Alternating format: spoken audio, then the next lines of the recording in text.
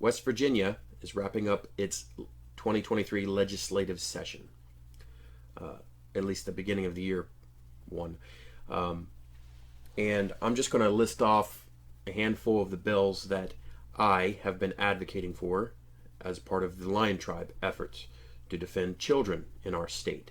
And not just children, there are some things that indirectly affect children, so I always want to promote things that protect the nuclear family as well. So there are other bills that I try to advocate for: emails, calls, social media posts. Senate Bill 535. This is a medical freedom bill.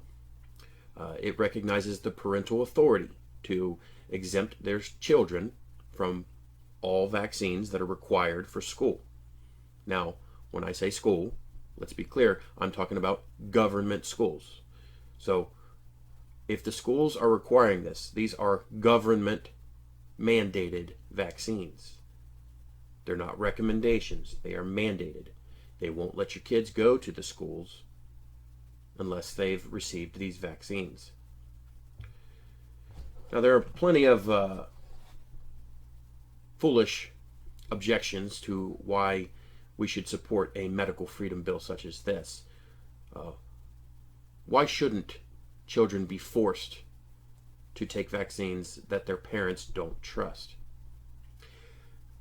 Well, that if people have not already caught on to the fact that our government is willing to deceive, that Big Pharma is willing to deceive when it comes to certain vaccines,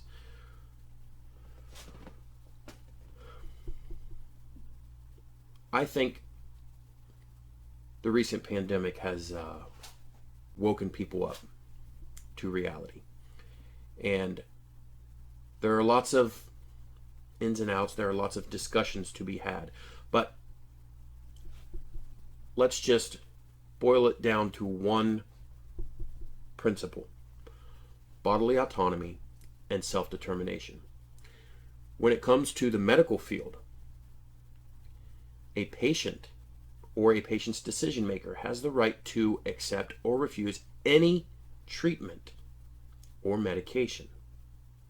They have that right to refuse. This should apply everywhere. This should apply to the parents of children. They should always have the right to refuse a medication. But instead, we still have legalized, forced vaccinations on kids in our state. Senate Bill 535 remains in the Health and Human Resources Committee in the Senate. Chair and vice chair of that committee are Senators Mike Maroney and Tom Takubo. As far as I know, both physicians, and both of them know that patients have the right to refuse. Oh, and let's not forget to mention Senate President Craig Blair, who all three of them ignored all my emails and calls. None of them returned them. So if you guys are watching this, give me a call. House Bill 2885.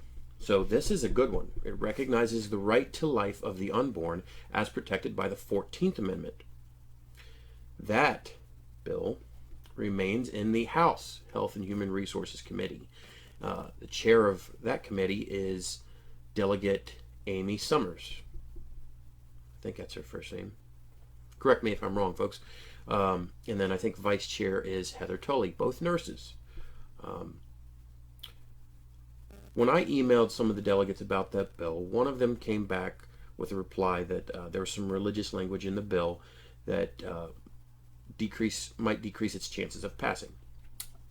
After reading it further and going over it, I agreed with that delegate, and I replied back my suggestions. Okay, just strike out this portion here, no mention of Adam and Eve, etc., and that should increase its likelihood of passing. No reply back after that. A bunch of other delegates also ignored, including the chair and vice chair of that committee. So, doesn't seem like the delegates are interested in a complete ban of abortion in our state. In fact, one delegate, John Hardy, lead sponsor of the Hardy Amendment, who is proudly allowing exceptions for abortion in our state, seems to think that it's good to sacrifice children in the name of. He thinks that that's going to, I guess, heal the trauma of rape and incest. And for some reason, there are people in this world who actually believe that that's a therapeutic treatment for women who have been abused or raped, and that's going to, I guess, somehow magically get rid of the trauma, when instead the opposite is actually true. It actually exacerbates the trauma. I might dig into that fact in a later video, but I'm not going to do that now. Moving on. House Bill 2997. This is a pro-school choice bill. So this would make it so that all West Virginia school children are eligible for the Hope Scholarship. That remains sitting in the House Education Committee. That went nowhere. So all bills that remain in committee and don't go anywhere, they stay in committees to die, usually. House Bill 2007. This one passed in the House. This one would ban all of the so-called gender-affirming medicalization and surgeries, aka hacking up of minors in our state. Like I said, passed in the House, went to the Senate, got placed in the Senate Health and Human Resources Committee. Oh, remember, Senate President Craig Blair. I mentioned that bill to him in an email and phone call. I mentioned this bill also to Senators Mike Maroney and Tom Takubo. No response. Republicans are good at one thing: ignoring constituents. Senate Bill 472. Now this bill, if passed, would make it a criminal offense for indecent exposure to minors. This would include drag performances. So that was offered up on the Senate floor for discussion and a vote, but the Senate put it off. They didn't want to discuss that. So, in my opinion, quite a cowardly move. Here's one bill that I wanted to mention that indirectly affects children because it's going to affect the economy in our state. House Bill 2882. Now this one caused a bit of a ruckus because this is one where the supermajority of constitutional Republicans decided it was a good idea to vote to gradually give almost $300 million to a company called Form Energy, which is a company that is going to move into our state, and it's a company that supposedly is going to be creating these iron air batteries that hold charge longer than lithium and other competitive energy sources. This company is, I believe, co-owned or he's got partial ownership. Bill Gates is one, Jeff Bezos, and then I believe I heard that another investor is the husband of Chelsea Clinton, or he's going to be a new investor here soon. Even if it wasn't for the fact that these shady characters are connected to this company, let's just ignore that.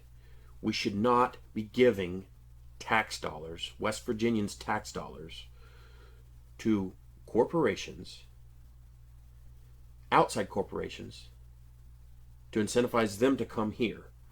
If they want to come here, they should come on their own dime, because that's how the free market works. That's how capitalism should work. They should come on their own dime. They should not be receiving my tax dollars, your tax dollars, our tax dollars. The Republicans were just a few months ago bragging about all the surplus money that they had. Ooh, look at all this money that we saved. We didn't overspend. What are we going to do with it? We have to find something to spend it on. And Republicans like to brag about being the party of small government. I don't want to hear that anymore. I don't want to hear any Republican claiming to be small government if they're all about giving away our tax dollars instead of giving it back to the people, giving it to these corporations that have billionaires as investors. Terrible choice.